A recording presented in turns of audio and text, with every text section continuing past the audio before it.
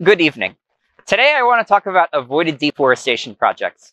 And one of the first things I want to do is dispel some myths. Firstly, how do avoided deforestation projects actually work? Well, they're not actually sequestering carbon out of the atmosphere. The way that they work is they prevent carbon from going into the atmosphere where those trees cut down. And to elaborate on that, old-growth tropical rainforests do not actually take tons and tons of CO2 out of the air. They exist in what's called a steady-state system, which means that all of the carbon that they take out of the atmosphere tends to go right back into the atmosphere again. Now, there are some scientists who quibble about whether or not the world's tropical forests are taking carbon out of the atmosphere or putting it into the atmosphere. But at a local level, for an individual project, whether or not that's the case, the number is incredibly small. The way that these ecosystems work is that trees will grow older and older and older, and as they're doing so, they'll remove carbon from the atmosphere. Eventually, they'll get to the point where they're just supporting themselves. They're not actually growing, they're just staying alive. Finally, that tree will die. And when that tree dies, it'll decay, and all of the carbon that it's sequestered over the years will go right back into the air. And then, new trees will grow to take its place.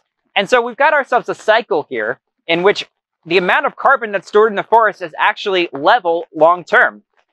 And it kind of has to work like this intuitively, right? Otherwise, we'd have forests constantly bringing in more and more carbon, and they would have to put that carbon somewhere. So, for example, we would have an Amazon rainforest that was just getting taller and taller and taller until it were a mountain. So rainforests actually are storing a massive amount of carbon, but they're not taking it away. And the basis for how these projects work is to simply prevent that carbon from being lost by cutting those trees and being released into the atmosphere. So what this means is that avoided deforestation projects are not actually making climate change better. They're just preventing climate change from getting worse. And this is perfectly okay, because preserving rainforests is absolutely essential. They account for a massive amount of carbon that we release into the atmosphere every year. So humans are burning fossil fuels, but also by cutting rainforests down, we're releasing tons and tons of CO2 into the atmosphere. And of course, rainforests are essential for a number of key reasons. As we all know, they're hotbeds for biodiversity. Hundreds, if not thousands, of animals per hectare can live in a rainforest. And likewise, hundreds or thousands of plant and tree species can also live. We haven't even come close to cataloging all of them, especially in the insect world. Now, another important reason that we need to keep rainforests around is that a lot of the world exists in what's called alternate steady state systems. And what I mean by this is that the rainforest exists in a steady state, and it's been like that for thousands and thousands of years. But when you cut the rainforest down across an entire landscape, what you're actually doing is converting that landscape to an entirely different type of ecosystem. And one of the reasons for this is that rainforests actually create the rain that they themselves use. The way that this works is that the trees will take water out of the soil, they'll put it into the atmosphere via transpiration. That moisture that they've then put into the atmosphere will condense into clouds and rain back down on the rainforest. And so rainforests actually cause their own weather systems. And when we cut them all down, we can dry up entire regions and turn them into deserts. This is actually happening over a lot of South America right now, unfortunately. And the reason it's called alternate steady states is because it's very difficult to actually then push the ecosystem back into the original state. So it's very difficult to actually reforest one of these deserts after the damage has been done. Of course, there's a variety of other reasons we need to preserve rainforests. They're also essential for filtering out water. They're essential for preventing erosion. In areas where there's been intense deforestation, ground soil has just eroded right away in a matter of decades. And then finally, they're essential sources for food and medicine, of course. Having said all of that, there are major issues with a lot of avoided deforestation projects. One thing to keep in mind is that all avoided deforestation projects in existence are sponsored by a registry body called Verra. And so Verra is the one that's actually making the rules and issuing the credits for these projects. One of the biggest issues that I've come across with avoided deforestation projects is bad baselines. The way that baselines work is that they're an alternate scenario of what would have happened on the forest if the project didn't exist.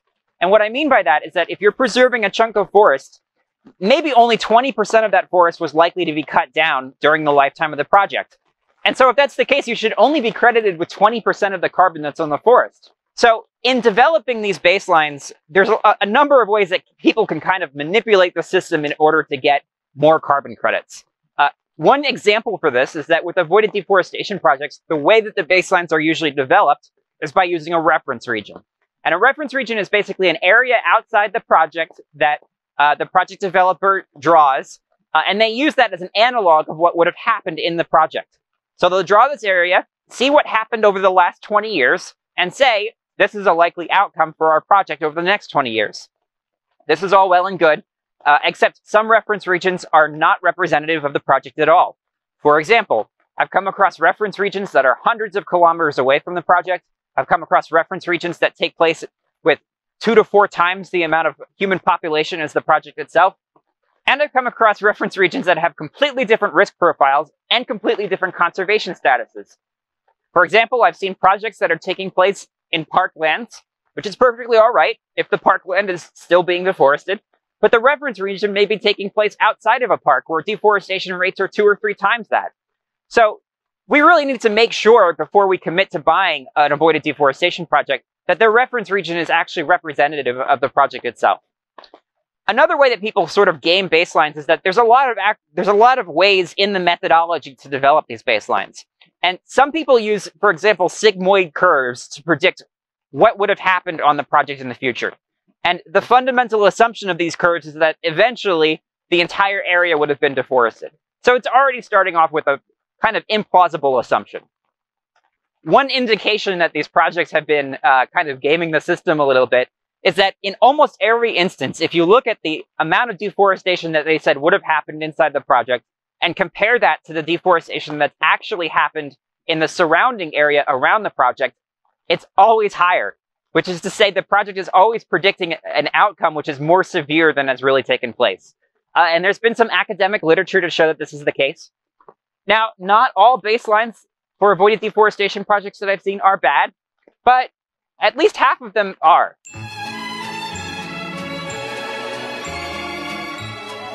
And I would say that there are serious questions about whether or not about half of the deforestation credits that are out there today really should have been issued. Now, the next major issue with avoided deforestation projects is that they tend to have a high failure rate. And this makes sense. It's very difficult to stop illegal loggers from coming in these developing nations and taking away trees. One big problem is that Verra never acknowledges when an avoided deforestation project has failed. Now, they do have some sort of insurance scheme. It's called a buffer pool, in which they're taking credits from other projects to make up for failed projects, but they never acknowledge when that buffer pool is called upon. And so there's really no way of knowing whether or not you're purchasing a project that has essentially been deforested already, or a project that's perfectly good. Another way that Verra kind of handles these failures is that they'll take it out of future issuance. And what I mean by that is that maybe every 5 or 10 years, they re-verify the project, make sure that it's on track, and then issue new credits. And so, for example, if there's been a bunch of deforestation that's taken place, instead of issuing 100,000 credits, they may only issue 20,000 credits. In reality, the project is not doing very good, but they're still getting credits, and they haven't technically failed. That's probably fair as long as they're doing it all right, but there's very little transparency about how these kind of things work. Another big issue with failure is that I've seen a number of projects actually change their boundaries after the project started. So a project starts and it commits to preserving a bunch of trees in an area, and then 5 or 10 years later, there's a whole ton of deforestation, and the project will actually just change the boundaries to remove those areas from the project. So they haven't actually stopped any deforestation at all. They've simply walked back the scope of their project. Another issue that I've seen with avoided deforestation projects is sometimes the methodology that they use to determine how much deforestation happened itself can be a little bit flawed. So, for example, I've seen projects use a product developed by the Brazilian federal government to assess how much deforestation took place. However, that deforestation map wasn't necessarily designed to pick up all deforestation, and it's a lot more conservative than many independent scientific estimates. So I've seen projects with a lot of deforestation that's taken place, but because they're using these Brazilian maps, for example, or using some other technique that's potentially flawed, they're not actually accounting for the deforestation that may have occurred. The last major problem with Verra avoided deforestation projects is that a lot of the system relies on self-reporting. So if something bad happens, you're supposed to report it to Verra. There's not really an independent agency watching over these projects constantly. So a lot of the time, what happens is there's a massive deforestation event. The project then waits 5, 10 years to report it.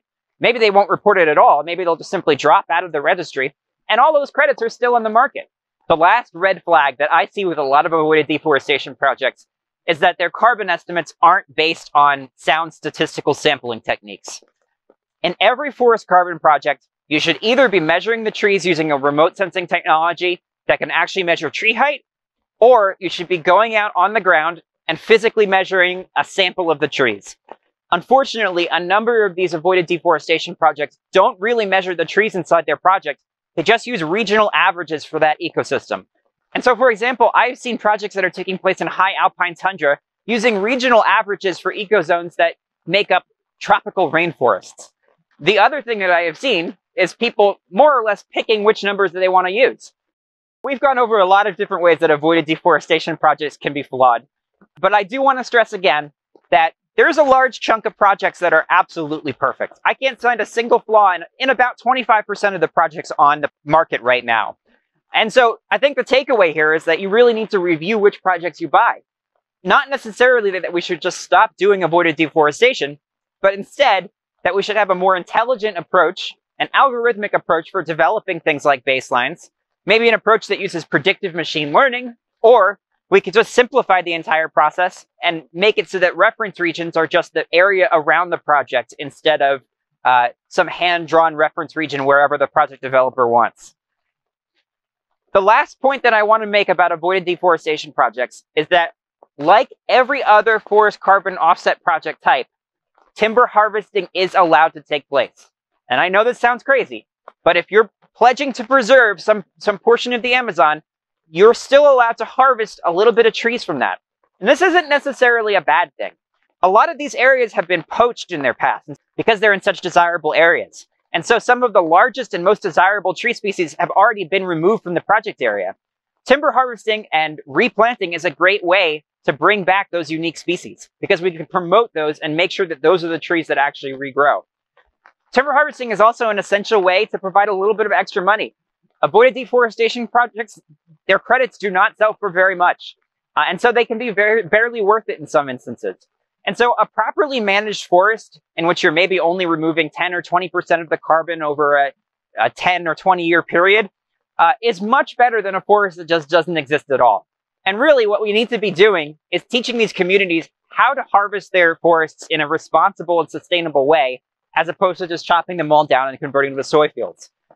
It's also impossible to talk about avoided deforestation projects without acknowledging that they are the easiest project type out there. So reforestation, for example, takes decades to get off the ground. It takes years of nursing these trees to make sure that they're going to grow up properly. So other project types have an enormous upfront costs. And avoided deforestation, the great thing about it is you can preserve a forest any day, and you can just start earning credits. And so for this reason, that's really one of the easiest ways that we can keep carbon out of the atmosphere. So in summary, there are some major pros and cons to avoided deforestation. One thing we have to note is that avoided deforestation is simply preventing carbon from going back into the atmosphere. And this is absolutely essential and absolutely okay. The benefits of avoiding deforestation is preserving biodiversity, establishing sanctuaries for wildlife, preventing climate change, preventing entire ecosystems from desertifying, water filtering, erosion control, food, medical resources, and countless other reasons that tropical rainforests are essential. However, they come with these downsides in that if you're not looking at the right project, their baselines can be easily manipulated. They do fail in that they fail to prevent deforestation from taking place. And finally, their carbon numbers can be a little bit suspect. So you just have to make sure that you're choosing the right project.